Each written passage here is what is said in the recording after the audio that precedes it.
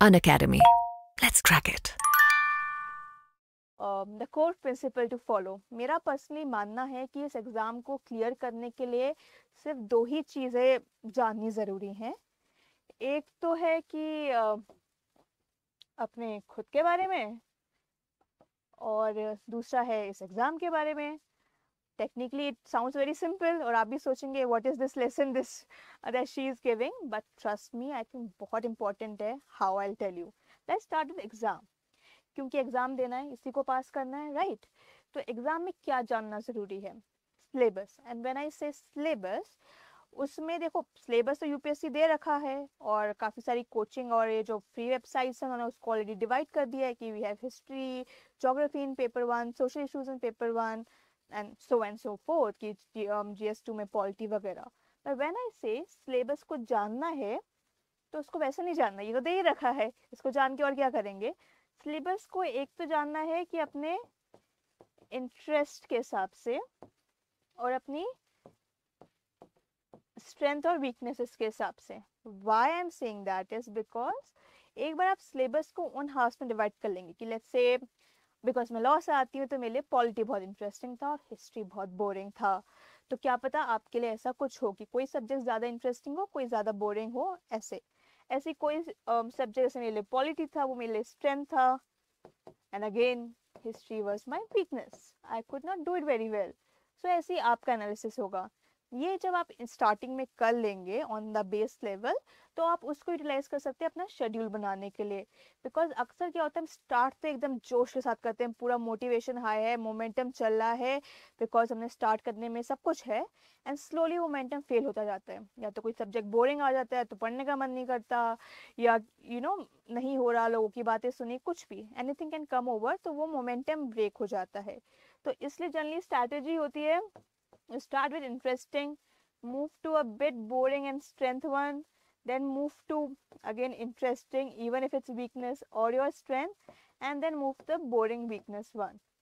or और that is one strategy where जिनका generally उन लोगों के लिए जिन्होंने एक दो बार अटेम्प्ट दे दिए हैं, उनको दोबारा पढ़ने के लिए मोटिवेशन चाहिए कि यार अभी भी क्लियर नहीं हुआ, अब कैसे किया जाए, तो they start with the interesting once.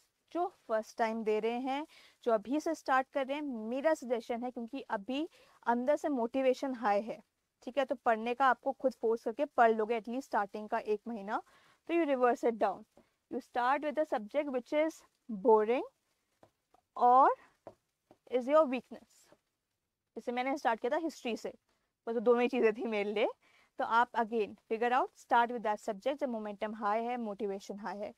एक बार वो फिनिश हो जाएगा तो दिल से बोझ भी उतर जाएगा, आपको लगेगा आपने बहुत बड़ा माइलस्टोन अचीव कर लिया, तो दूसरी चीज़ के लिए ऑटोमेटिकली मोटिवेशन आ जाएगा despite finishing something which is tough for you. तो then you can start with a interesting one, ताकि आपके माइंड को थोड़ा टाइम मिले रिलैक्स करने के लिए, आपका मोटिवेशन बना रहे। So start with an interesting one and then so and so forth. Move to a boring one and then interesting one. ये साउंड करने में बहुत सिंपल लगता है, आई थिंक बहुत बेसिक है, बट अक्सर लोग नहीं करते हैं, बहुत ज़्यादा लोड लेते हैं एक टाइम पे बिल्कुल ही छोड़ देते हैं, तो उनका मोमेंटम ब्रेक हो जाता है। तो दैट्स वे सिलेबस को इस तरीके से भी जान लीजिए, बाकी तरीके से तो हम जान ही रहे हैं कि हिस्ट्री में क्या है, टॉपिक्स वगैरह, ऐसी पॉलिटी में क्या है। This is also one way to analyse it and to help you make schedule. Second, pattern. अब pattern technically just one second, हाँ, पैटर्न टेक्निकली हम सबको पता है कि है इसका क्या, prelims, mains, interview, but that is not just कि इनको इस सेक्शन में डिवाइड नहीं किया है। प्रीलिम्स मींस क्या आता है प्रीलिम्स में, राइट? ऑब्जेक्टिव टाइप्स आते हैं, पर किस टाइप के क्वेश्चंस होते हैं? एक तो होते हैं आपके बेसिक नॉलेज, जैसे अगर आप पॉलिटी के क्वेश्चन उठा लीजिए, इकोनॉमिक्स के क्वेश्चन उठा लीजिए, तो आपके बेसिक प्रिंसिपल्स को वो टेस्ट करते हैं, ठीक है। एक हो गए रिसेंट फैक्चुअल्स, जिसमें जनरली आई वुड से इंक्लूड होते हैं साइंस एंड टेक के, इन्वायरमेंट के, कौन सी स्पीसीज कहाँ है, कौन सी एक्सटेंट हो गई, all those kind of stuff, ठीक है।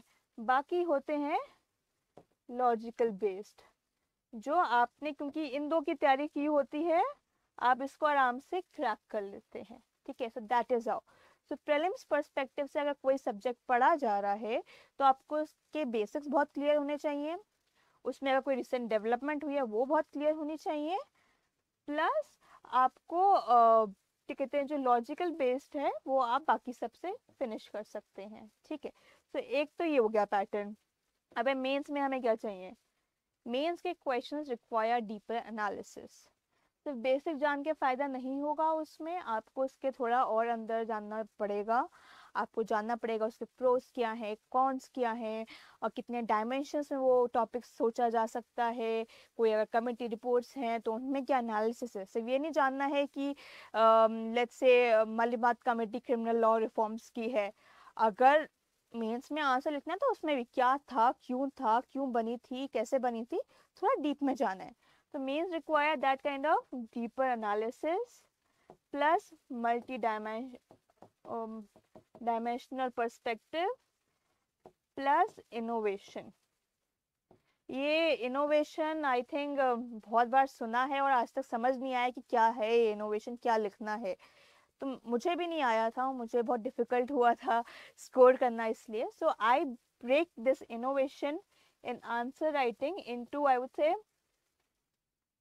2 हाफ्स। ठीक है, पहला तो हो गया हमने जो डेटा, और दूसरा हो गया एग्जाम्पल्स। जीएस 1 में सिर्फ सोशल इश्यूज वाला है, उसमें जो बेसिक डेटा हो गया, लेट्स से सोसाइटी का मेकअप हो गया, किस में कौन सा बेटर है, health indicators, education indicators, marginalisation, ये सब जो बेसिक डेटा है वो आपको एक तो याद होना चाहिए, वो आप हर आंसर में इंक्लूड करेंगे। सेकेंडली कोई भी एग्जाम्पल कोई भी सोशल इशू को लेके, let's say we talk about women empowerment as a social issue, तो एग्जाम्पल्स में रिसेंटली कितने सारे women leaders not just political front पे पर एंटरप्रेन्योरशिप में कितने आगे बढ़े हैं, उनके बारे में आप लिख सकते हैं। That is one dimension. Second आप उसके बारे में लिख सकते हैं जिन्होंने ग्राउंड लेवल से वर्क किया, lot of our panchayat leaders are like that. So those kind of examples will help you enrich your answer and that will become innovative in nature. तो उससे आप एंड कर सकते हैं। ठीक है, सर मेंस में we have deep analysis, dimension plus innovation. That's how we read any subject when we read for mains, to go a little bit ahead than what we did in prelims. Last जो आता है हमारा interview. Interview में अभी तक हमने क्या किया, बेसिक डेवलप किया, एनालिसिस डेवलप किया दूसरों की चीज़ें पढ़ के। ठीक है, इंटरव्यू में अपना ओपिनियन चाहिए कि आप कैसे उसका एनालाइज करते हैं, आप कैसे जो ऑलरेडी इंफॉर्मेशन अवेलेबल है उसको कैसे स्ट्रक्चराइज कर सकते हैं। So you go again a step ahead. Now you sit and think about that specific topics. So that according to me is the pattern of examination and not just prelims, mains and interview. Pattern includes these things जो हर stage में cover होंगी, and that's how you read for every single stage. Then lastly, but the again one of the most important ones is the skills required. Skills, एक तो skills को हम no yourself के साथ mix करेंगे। ठीक है, अब नो योरसेल्फ जैसे मैंने लिखा है, स्ट्रेंथ और वीकनेसेस, जैसे कि स्ट्रेंथ आपकी रीडिंग है, राइटिंग है, बुक्स सुन के ज़्यादा समझ में आता है वो है, या फिर आपकी वीकनेसेस में से पेशेंस लूज हो जाता है, ऑप्टिमिज्म नहीं रहता, ये सब भी चीज़ें आती हैं। एंड सेम स्किल्स, अब यूपीएससी में क्या स्किल्स चाहिए, रीडिंग हैबिट नहीं है तो बनानी पड़ेगी, बिकॉज मटेरियल तो पढ़ना ही है, बिना पढ़े होगा नहीं। ठीक है, तो reading speed plus the amount of hours that you can give for reading plus the sitting, कितना आप एक साथ रिमेंबर कर सकते हो। Then there is writing. Mains में 9 पेपर लिखने हैं, 3 घंटे में बहुत सारे क्वेश्चंस लिखने हैं प्लस नोट्स बनाने हैं, इन सब। तो राइटिंग या तो हैबिट होनी चाहिए या आपको एटलीस्ट अच्छा लगना चाहिए। ठीक है, प्लस रिमेम्बरिंग, टेक्निकली बहुत बेसिक चीज़ें बोल रही हूँ but just bear with me थोड़ा longer and I try to tell कि कैसे ये बेसिक चीज़ें जब आप एनालाइज कर लेते हैं स्टार्टिंग में तो आपको हेल्प होती है। सर्टेन क्वालिटीज जो रिक्वायर्ड होती हैं, ऑप्टिमिज्म, पेशेंस, ह्यूमिलिटी। ठीक है, अब आई वुड से कि आप पर्सनली अपना एक बार दिमाग में बिठा लीजिए आपकी क्या स्ट्रेंथ है, क्या वीकनेस है।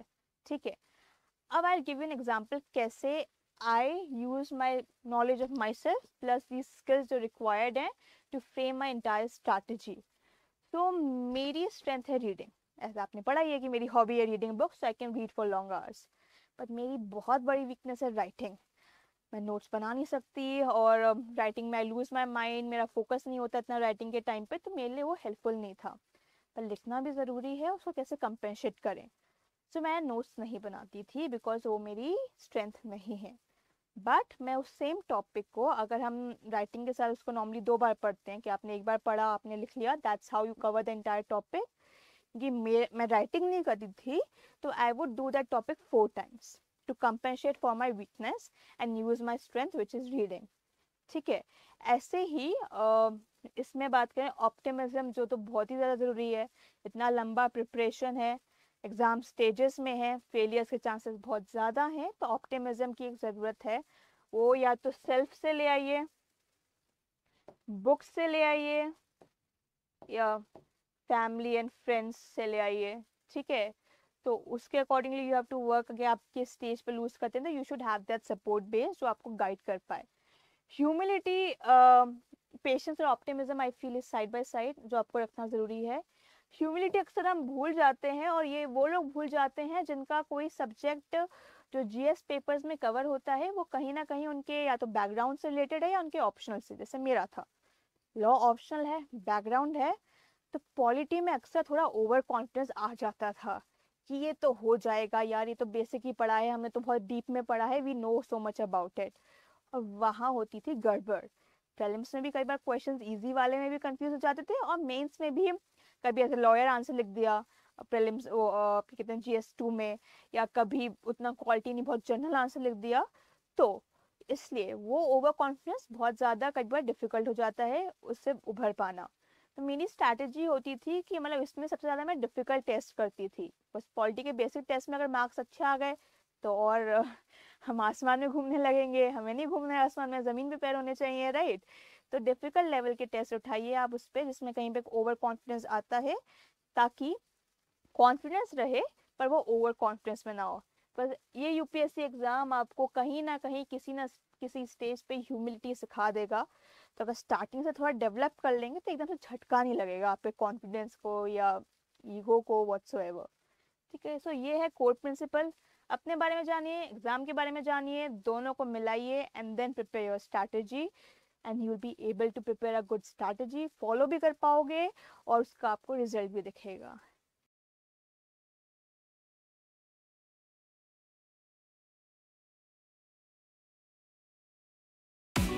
यूपीएससी सीएससी की प्रिपरेशन प्रैक्टिस क्वेश्चंस के बिना इनकम्प्लीट है, इसलिए अनअकैडमी पे अभियान T20 जैसे डेली टेस्ट्स आपको यूपीएससी सीएससी की प्रिपरेशन को स्ट्रेंथन करने में सपोर्ट करते हैं। एडिशनली आप हर वीक अनअकैडमी कॉम्बैट देकर अप टू 100% स्कॉलरशिप भी अवेल कर सकते हैं।